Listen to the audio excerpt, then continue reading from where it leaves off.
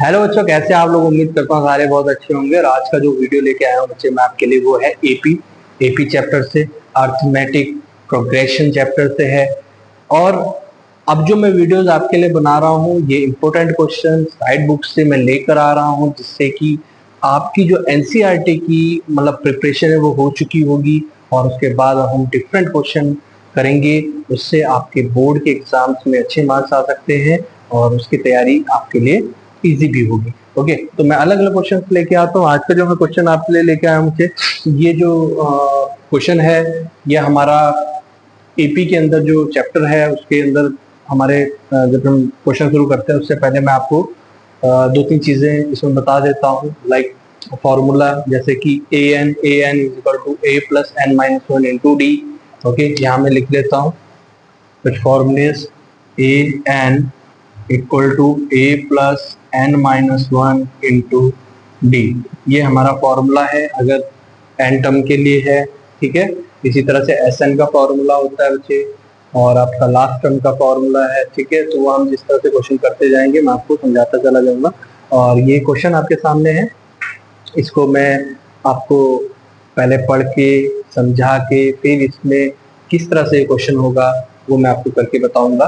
तो पहले मैं क्वेश्चन पढ़ लेता हूँ। If 10 times the 10th term of an AP is equal to 15 times the 15th term, show that 25th term of an AP is zero। क्या प्रश्न है, क्या क्वेश्चन है? क्वेश्चन है यदि 10 गुना जो 10th टर्म है एपी की वो कितनी है, वो 15 गुना जो 15th टर्म है उससे बराबर है।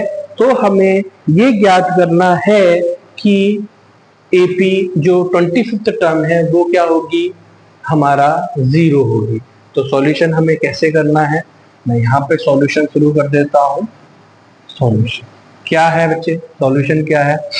हमको जो गिवन है वो हम लिखेंगे। हमको है कि 10 टाइम्स जो है 10th टर्म वो किसके बराबर है, 15 टाइम्स ऑफ 15। तो कहने का मतलब 10 टाइम्स ऑफ, जो 10 टाइम्स का मतलब 10 टाइम्स है ए 10, मतलब जो हमारा 10वां टर्म है, और 15 टाइम्स है किसके बराबर, जो 15th टर्म है। यहां तक आपको समझ में आया गया होगा क्या ये बोलना चाह रहा है कि जो ए10 इक्वल टू 15, ये वाला आपके सामने। ठीक है, तो अब हमने क्या करना है बच्चे, इसके बाद हम इसको कैसे सॉल्व करेंगे? इसको हम लिख सकते हैं ए10 को हम क्या लिखते हैं, ए प्लस 9d। ओके, सो यहां पर हम लिख सकते हैं 10 ए प्लस 9d। यहां तक समझ में आ रहा है आपको? ठीक, और इसको लिखेंगे 15 ए प्लस 14d। ये कैसे आ गया बच्चे? इसको आने के लिए ये हमने किया A plus N minus one into D लगाया। ठीक है, सो जब भी हमें, और अगर ये तो फॉर्मूले में तो करना ही है, बट जैसे हमें A10 A11 A12 निकालना होता है तो उससे एक कम हम डी पे कर लेते हैं। जैसे हमने यहाँ पर A10 निकालना तो A प्लस 9d कर लिया, A15 निकालना तो A प्लस 14d निकाल दिया। ठीक है, तो इस तरह से ये होता है। उसके बाद हमने यहाँ पर क्या किया ये देखेंगे आप। अब हमने क्या करना है, इसको खोल देना है। Open the bracket, 10a plus 90d equal to 15a plus 15 into 14। Okay, तो 15 इंटू 14 हम कर लेते हैं, 15 इंटू 14, 4 6 5 और 1 0 1 2, तो कितना होगा बच्चे, 210 हमारा 15 इंटू 14d हो जाएगा। ओके, तो ये हो जाएगा हमारा 210, तो 210d। ओके, तो यहां तक आपको समझ में आ गया। केवल सिंपली मैंने क्या किया है, ब्रैकेट ओपन की है। अब हमने क्या करना है, यहाँ पर देखेंगे ए वाले टर्म्स को एक साथ ले लो। 10a minus 15a equal to 210d minus 90d। Got it? यहाँ तक समझ में आ गया आपको? सिंपल हमने ब्रैकेट ओपन किया है, तो ये बच गया बच्चे -5a इक्वल टू, और यहाँ पर आपको 210 माइनस कितना करना है, 90। तो 210 माइनस 90, तो 0 2 1 डी, इसका मतलब 120 डी आपका यहाँ पर हो जाएगा। ठीक है, तो ए कितना होगा बच्चे? ए हो जाएगा आपका माइनस अपॉन 5 डी, इसका मतलब यह आ जाएगा आपका 5 टू जा 10 40 डी। यहाँ तक आपको समझ में आ गया? ठीक है, तो कैसे किया बच्चे? यहाँ पे मैंने ए निकाला है, ए इक्वल टू हो गया -24 डी। ओके, तो अब हमने क्या करना है, अब हम इसको, ए हमारा सामने आ गया है और हमको निकालना है अब A24। तो A25 उसने बोला है कि वो 0 आना चाहिए, तो A25 इज 0, है ना? सो A25 इक्वल टू 0 लाना है।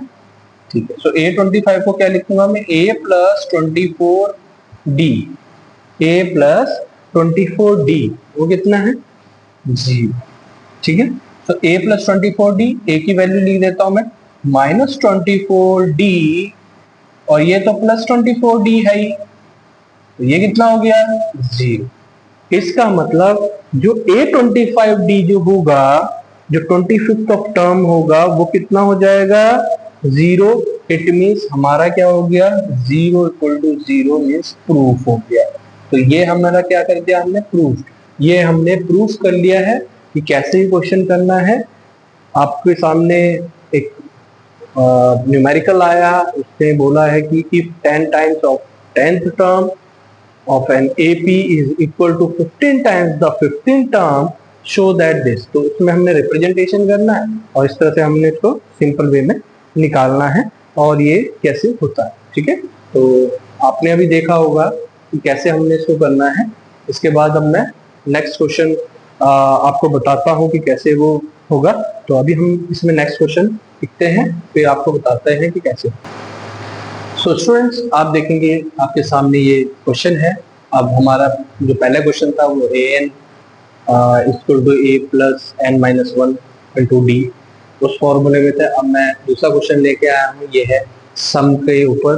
तो क्वेश्चन पढ़ लेते हैं। Find the sum of first 20th term of the sequence of nth term is a plus a n plus b। इस फॉर्म में हमारे पास है, और ये बोलता है कि 20th टर्म का सम बताना है, और एक फॉर्म हमको ये दे दिया। तो अगर हमको ये लगता है, जब हम क्वेश्चन देखते हैं तो हमको लगता है कि क्वेश्चन जो है डिफिकल्ट होता है, तो उसको कैसे निकलेगा, तो मैं आपको बताऊंगा ये इसको कैसे हम फाइंड करेंगे।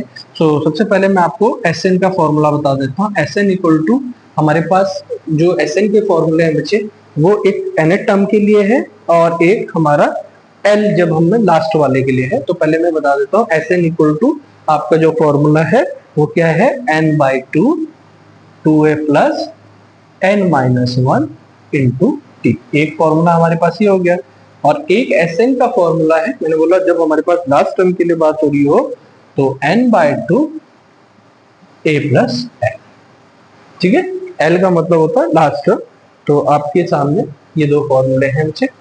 तो Sn का Sn equal to n/2 2a plus n minus 1 into d, and second one है Sn इक्वल टू n/2 और बाकी a प्लस। ओके, सो अब हमने इसे सॉल्व करना है, तो कैसे ये होगा वो हम देखते हैं। तो अभी हमारे पास जो क्वेश्चन दे रखा है तो nth टर्म an के लिए, अगर हम nth की बात करें तो हमारे पास जो सीक्वेंस है an प्लस b। अगर हम यहाँ पे फर्स्ट टर्म की पहले बात कर रहे हैं a1, तो a1 कितना हो जाएगा? a प्लस b, क्योंकि n की जगह पर हमने क्या लिख दिया? मल्टीप्लाई 1 हो गया। ठीक है, और अगर हमें n 20 रखना है, n ये n 1 हो गया, n इक्वल टू 20, तो क्या हो जाएगा? a20 कितना हो जाएगा बच्चे? 20a प्लस b, ये हो जाएगा ना। तो 20a प्लस b ये हमारे सामने हो जाएगा। तो अभी हमने इसमें कौन सा फॉर्मूला लगाना है? इसमें हमको एक a1 मिल गया, फर्स्ट टर्म मिल गया, और हमको लास्ट टर्म मिल गया, हमने इसको लास्ट टर्म मान लिया, तो फर्स्ट टर्म मान लिया। अब हमने यहाँ पर इस तरह का क्वेश्चन है, तो यहाँ पे थोड़ा सा यही हमको एक ट्रिक लगाना है कि कैसे ये होगा। अब यहाँ पर हमारे पास फॉर्मूला है एस एन इक्वल टू, अभी जो मैंने लिखा n/2 a plus N. Okay, so यहाँ पर n/2 a प्लस एन आपके सामने जो ये फॉर्मूला है बच्चे, तो S20 का निकालना है, तो यहाँ पर होगा 20/2। a अभी आपके सामने आ गया a प्लस बी, और l आ गया है 20a प्लस बी। देखिए क्वेश्चन को थोड़ा सा हल्का सा ट्विस्ट हुआ है, क्वेश्चन को बस आपको थोड़ा सा ट्रिक लगाकर समझना है कि कैसे ये हो रहा है।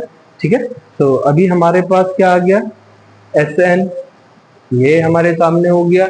अब यहाँ पर 2 टाइम 20 10 हो गया बच्चे, ये हो गया 21a प्लस 2b, ये हो गया ना, तो 21a प्लस 2b यही हो गया है, क्योंकि आपका 20a और उसके बाद ठीक है 20a प्लस a, देखेंगे 20a plus a b plus b2।